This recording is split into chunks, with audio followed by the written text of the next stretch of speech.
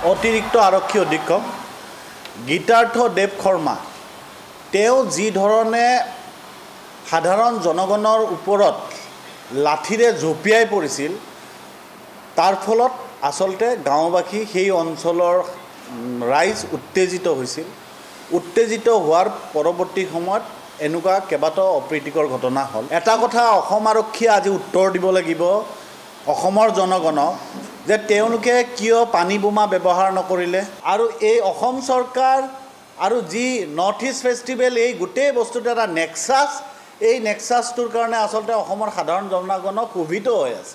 RSSৰ মূল শীৰ্ষ যিগৰাকী ব্যক্তি মোহন ভাগৱতৰ লগত আজি চামকানু মহন্তক একেলগে লগাই দিয়া ব্যক্তিগৰাকী মুখ্যমন্ত্ৰী।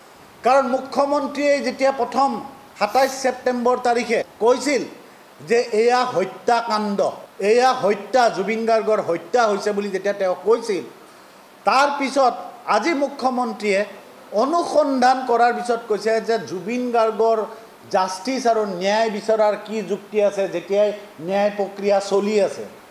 যদি ন্যায় প্ৰক্ৰিয়া চলি আছে, ন্যায় প্ৰক্ৰিয়াত জুবিন গাৰ্গৰ স্বাভাৱিক মৃত্যু হৈছিল নে অস্বাভাৱিক মৃত্যু হৈছিল নে হত্যাকাণ্ড আছিল, সেই কথাটো মানে আজি তদন্তৰ পিছতহে ওলাব।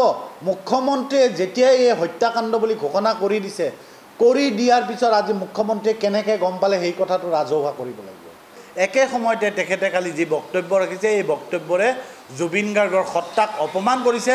কিন্তু যেতিয়াই তেখেতৰ পুত্ৰই যেতিয়াই লাঠিচাৰ্জ কৰি সাধাৰণ নিৰ্দোষী জনগণৰ ওপৰত জঁপিয়াই পৰিছে, তেতিয়াই কিন্তু তেখেতে যিটো পোষ্ট ডিলিট কৰিছে। এনেকুৱা আমি আহ্বান জনাইছোঁ অসম আৰক্ষীক আৰু চৰকাৰক যে তেখেতৰ বিৰুদ্ধে বিহিত ব্যৱস্থা ল'ব লাগে।